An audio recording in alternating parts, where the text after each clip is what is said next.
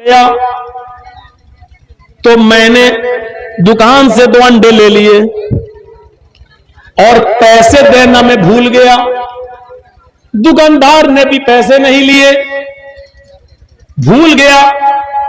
और मैं वो 2 अंडे लेकर जब मैं घर पे आया तो मैंने कहा, मां ये 2 अंडे भी मिल गए और पैसे भी बच गए। मां ने कहा, क्या हुआ? कहा, उसने मांगे नहीं, मैंने दिए नहीं। उसने पूछा पैसे, मैंने कहा दे दिए। वो समझा कि मिल गए, उसने मांगा नहीं। मां ने कहा, शाबाश बेटा, ये मेरी मां है। उस दिन जब मेरी उम्र 5 साल की थी, उसने मेरी पीठ थपथपाइयों का, बेटा इस गरीबी में तुमने मेरी कितनी अच्छी मदद की। उस दिन के बाद मेरी हिम्मत बढ़ गई। फिर मैं अंडे के बाद मुर्गी चोर बना, फिर बकरी चोर बना, फिर गाय और बैल चोर बना, फिर मैं और बड़ा चोर बना, फिर डाकू बना, फिर लोगों को मार मार कर माल लूटने लगा। फिर मैं मर्डर करने लगा, जो सामान नहीं देता उसका कत्ल कर देता। अगर उसी वक्त मेरी मां ने एक थप्पड़ मेरे चेहरे पे मारा होता और मेरी उंगली पकड़ कर ले जाकर उस दुकानदार के पास जाकर उसका पैसा दे दिया होता और कहती मेरी मां कि ये बच्चा भूल गया था या झूठ बोला था, ये पैसा तुमको नहीं दिया, तो आज मैं इतना बड़ा चोर नहीं बनता। मुझे इतना बड़ा चोर बनाने में, मुझे इतना बड़ा डाकू बनाने में मेरी मां का रोल है। आज मैं फांसी के तख्ते पे लटक रहा हूं। मां, ये तुम्हारी देन है। मां, ये तुम्हारी तरबियत है जिसकी वजह से मैं फांसी के फंदे पे लटक रहा हूं, आज तख्तेदार पे लटक रहा हूं। मां के पास अपने बेटे के सवाल का कोई जवाब नहीं था, लेकिन कानून कानून था, इसलिए सुल्तान डाकू को तख्तेदार पे लटका दिया गया और उसकी मां को उसके घर पहुंचा दिया गया। मां अपने बच्चे को तरबियत देकर अब्दुल कादिर जिलानी भी बना सकती है और मां अपने बच्चों की तरबियत न देकर सुल्तान डाकू भी बना सकती है। मदर्स लेप is first college for children. मां की गोद ये बच्चे का पहला मदरसा है।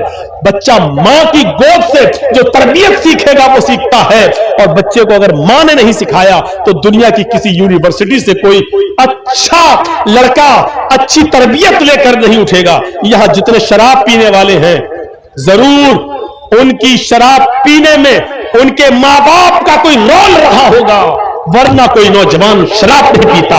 अगर कोई बीड़ी सिगरेट और पान तंबाकू का खुदर है तो यह तरबियत तुम्हारे मां और बाप की है, माफ कीजिएगा। अगर कोई शराबी शराब पीता है तो यह तरबियत तुम्हारी मां और बाप की है।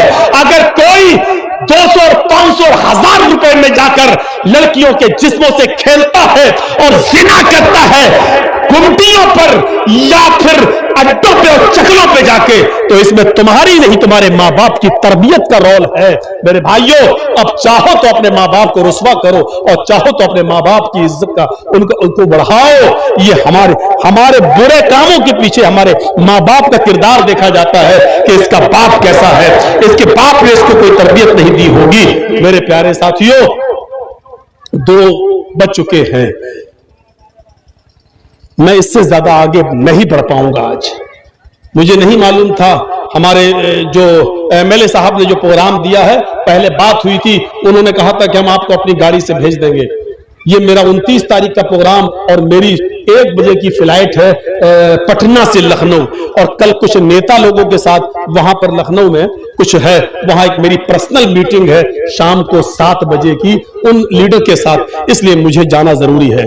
और विधायक उसमें लग गए, वो कहने लगे हमारा चुनाव चल रहा, हम अपनी गाड़ी नहीं भेज पाएंगे, बहुत मजबूरी हो गई हमारे साथ, और मुझे 1 बजे की फ्लाइट का मतलब 11 बजे मुझे एयरपोर्ट पहुंचना, वो भी पटना के एयरपोर्ट पर पहुंचना मेरे लिए जरूरी है, इसलिए मैं ज्यादा देर अब आपका साथ नहीं दे पाऊंगा।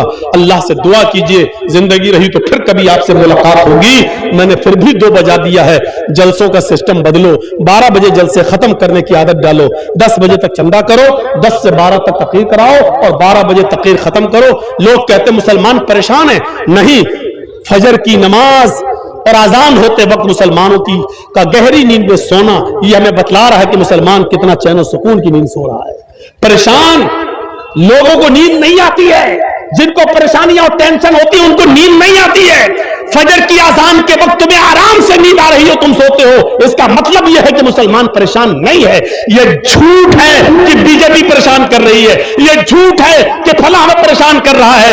अगर इनकी परेशानियों से हम परेशान हैं तो फजर की आजान में हमें नींद कैसे आ रही है? हम फजर की नमाज के बाद हम अपनी इस्लाह की दुआ क्यों नहीं करते हैं? हम अपने अमाल की इस्लाह क्यों नहीं करते हैं? क्योंकि अल्लाह के नबी ने फरमाया अमालुकुम उम्मालुकुम, जैसे तुम अमल करोगे वैसे तुम्हारे ऊपर हुक्मरान मुसल्लत होंगे। तुम अच्छे अमल करोगे तो अच्छे हुक्मरान मिलेंगे, तुम बुरे अमल करोगे तो बुरे लोग तुम्हारे ऊपर मुसल्लत होंगे। आज बुरे लोग हमारे सीनों पर चल गए हैं, इसका मतलब यह है कि हमारे अमाल अच्छे नहीं है, हमारे अमाल बुरे हैं, इसलिए बुरे लोग हमारे ऊपर मुसल्लत हो गए हैं। लोग जो कहते हैं कि मुसलमान बहुत परेशान है, मैं कहता हूं कि परेशानी का अंदाजा लगाना हो तो सुबह लगाओ। फजर की अजान के वक्त चैन की नींद सोने वाला मुसलमान परेशान नहीं है, वो आराम की नींद सो रहा है। परेशान वो होता है जिसकी रातों की नींद उड़ जाए, परेशान वो होता है जिसको नींद ना आए, जिसको बेचैनी हो।